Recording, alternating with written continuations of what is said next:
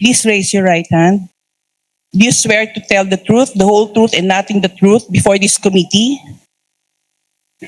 Thank you, Madam Chair.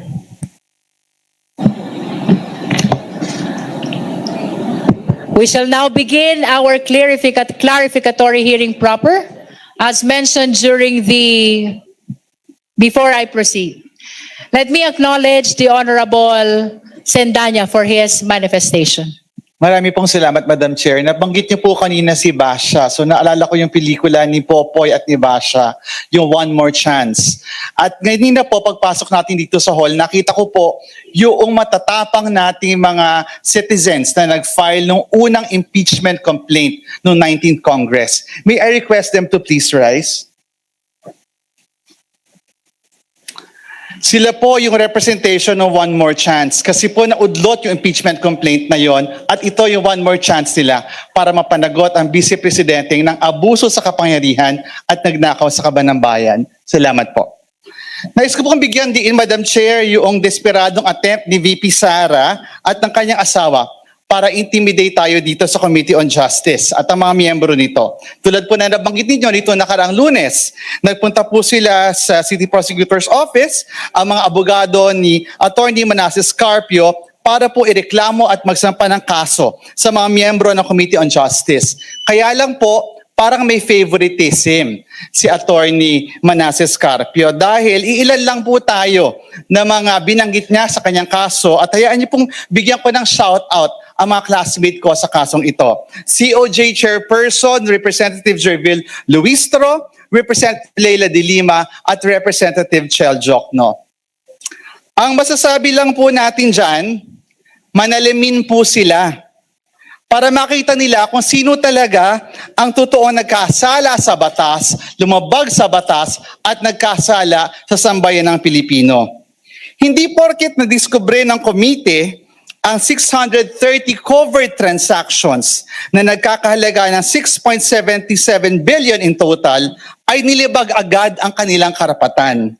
Hindi rin dahil may 33 suspicious transactions sila na posibleng kaugnay na unlawful activities gaya ng money laundering at droga, ay dapat bigyan sila agad ng proteksyon ng korte.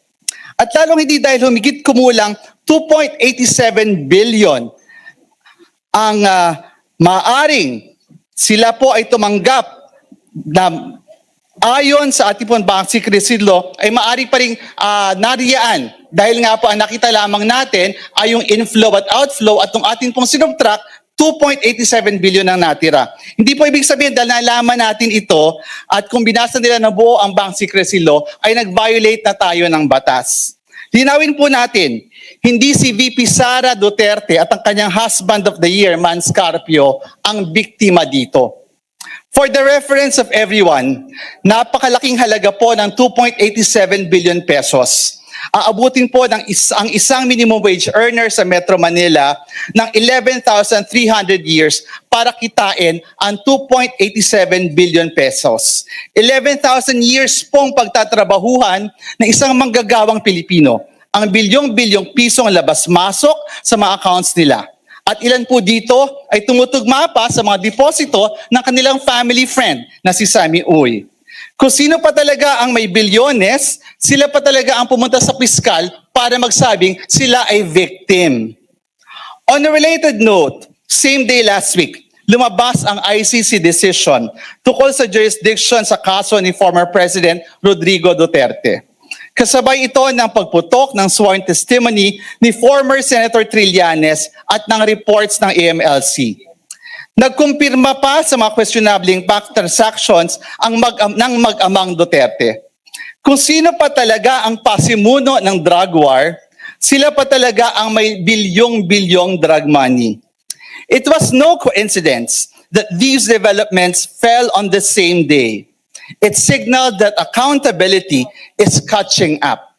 Simula na ito ng paniningil sa mga Duterte at hindi ang complaint ni Atty. Mans Carpio at kahit ano pang legal harassment ang makakapigil sa pagtiyak natin sa pananagutan.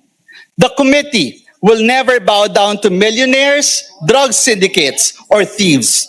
Our allegiance only lies with the Constitution and the Filipino people. Again, We will not bow down to billionaires, drug syndicates, or thieves. Gagawin natin ang ating trabaho at pananagutin ang nang abuso sa kapangyarihan at nagnakaw sa kaban ng bayan. Maraming salamat, Madam Chair. All the manifestations of the Honorable Sendanya is noted by this committee. Madam Chair. Now we recognize the Honorable Chel Jokno. Thank you, Madam Chair. Good morning to everyone. Nung isang araw po ay kumalat ang balita na may nagsampa ng kaso laban sa akin, laban kay Congresswoman Laila De Lima, kay Congressperson Percy Sendanya at mismo kay Chair Jinky Luistro. Sabi daw ay nilabag daw namin ang Anti-Money Laundering Act, ang Bank Secrecy Law at ang Data Privacy Act. Of course, kinikilala po natin na kung sino man ay pwedeng maghain ng kaso, karapatan naman nila yon. Pero kailangan natin bigyang diin ito. Ang ginagawa lang po namin, ang ginagawa ng buong committee ay ang aming tungkulin sa ilalim ng konstitusyon.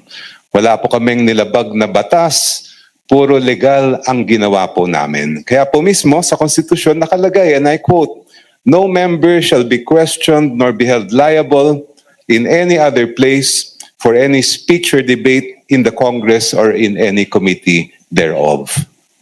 Yung pong pag-issue natin ng subpoena sa Anti-Money Laundering Council ay mismong nakabase sa rules of impeachment ng House of Representatives. And I quote, "The committee shall have the power to issue subpoena and subpoena duce tecum to compel the attendance of witnesses and the production of documents and other evidence." At Madam Chair, ayon mismo sa ating Korte Suprema, hindi sakop ng Anti-Money Laundering Council ang mga sinasabing prohibition from disclosing information. And if I may add, no member of the committee belongs to the Anti-Money Laundering Council and no bank deposits were disclosed during the hearings here. Sabi mismo ng Supreme Court, the prohibition and confidentiality provisions cannot apply to the AMLC. Otherwise, it would contravene its direct mandate under Section 7 of the Anti-Money Laundering Act. Kaya po, Madam Chair, I think it's pretty clear na itong pagsasampa ng reklamo laban sa atin ay isang diversionary tactic. Gusto nilang malimutan ng taong bayan kung bakit tayo naririto. Sana po huwag tayong madala. At ako po, I can speak for everyone else who has been charged.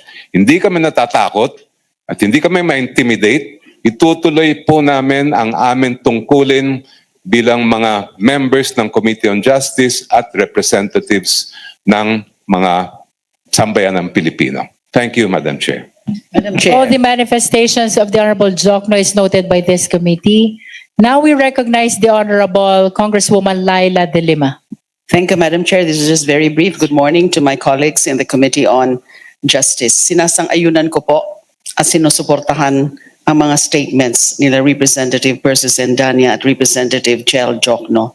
Malinaw po ang agenda dito sa pagsampa na naman ng kaso na yan sa Quezon City Prosecutor's Office. Pagkatapos na nagsampa sila ng 3 o 4 na petisyon before the Supreme Court, and then meron din kaso before the Regional Trial Court. So ito na naman, criminal case.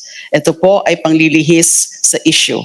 Ang akala nila matitinag tayo, ang akala nila ay hindi na natin itutuloy itong ginagawa natin, which is an imperative constitutional duty. Nakakapagtaka lang kung bakit na single out 4 na pangalan, 4 na mga miyembro kasama yung chair sa kaso na yan. When we all know, yung pagsabina ng mga AMLAC records are a collective decision of this committee. Ang pagkakaalala ko, wala namang nag-object doon sa pagsabina ng AMLAC records.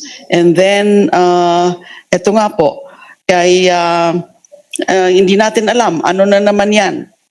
And itutuloy ho natin itong trabaho natin at hindi tayo magpapalito, magpapaderail sa mga ginagawa na mga para sa akin ay isa na namang legal harassment sa pagganap ng ating mandato bilang committee in an impeachment proceedings. Maraming salamat po. Madam Chair, All the manifestation of the Honorable De Lima are noted.